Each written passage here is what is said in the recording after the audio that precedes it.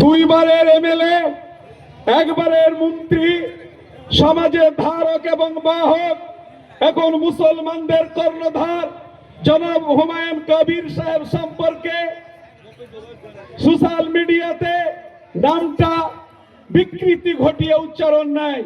সেই ক্যাটপাকা মৌলানাকে বলছি, মেদিনীপুরের তুমি ভালো ঘরের সন্তান, তুমি তোমার কথাবার্তা, তুমি একজন শিক্ষক হাই মাদ্রাসার, তোমার কথা থাকবে সংযমী ভাবে।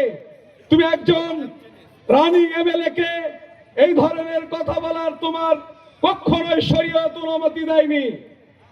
শরীয়ত বলেছে ওয়াইল্লাম ইয়ারহাম কাবীরানা ওয়াইল্লাম ইয়ারহাম সাগীরানা, যারা বড়দের শ্রদ্ধা করে না, যারা ছোটদের স্নেহ করে না, তারা আমার উম্মত নয়।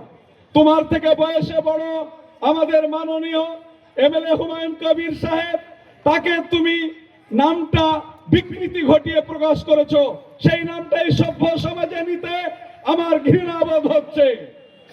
2 নম্বর হচ্ছে মুর্শিদাবাদ থেকে সরকারের চটি চাটা, সরকারের চটি চেটে চেটে আমি একদিন বলে ফেলেছিলাম যে মাওলানা আপনি এত চটি চাটছেন, হাওয়াই চটি দিয়ে আকাশ দেখা যাচ্ছে।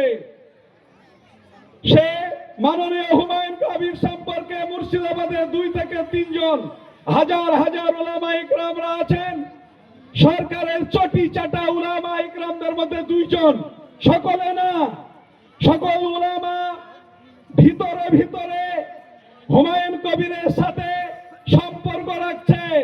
বড় বড় মুহাদ্দিসিনরা সম্পর্ক রাখছেন। বাবরি মসজিদ যদি শরীয়তের পাতাতে অবৈধ হতো, কখনোই হুমায়ুন কবিরের সাথে আমরা সহমত পোষণ করতাম না।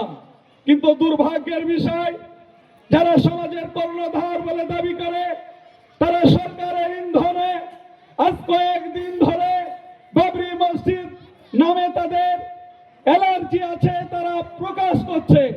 আগামী কালকেও সভা আছে, নিশ্চয় হুমায়ুন কবির সম্পর্কে আলোচনা হবে। উর্দু পেপারে দেখা যাচ্ছে যে বাবরি মসজিদ আমরা এখানে হতে দেব না। আরএসএস এর স্লোগান যদি কোন উলামা এর মুখে বহির্প্রকাশ হয়, সেই উলামা হিসেবে পরিগণিত হবে না। ভাই মোহতারাম বুজুর্গ দোস্ত, আমরা জালসার মঞ্চে বক্তব্য রাখা লোক, কিন্তু হুমায়ুন ভাইকে এই সময় আমরা দেখেছি যে আমাদেরকে পাশে দাঁড়িয়ে থাকতে হবে। একজন আপসীন সংগ্রামী জননেতার পাশে আমাদেরকে থাকতে হবে বলেই আমরা আপসীন সংগ্রাম করে যাচ্ছি এবং আপসীন সংগ্রামের জননেতার সঙ্গে আমরা সহমত পোষণ করছি।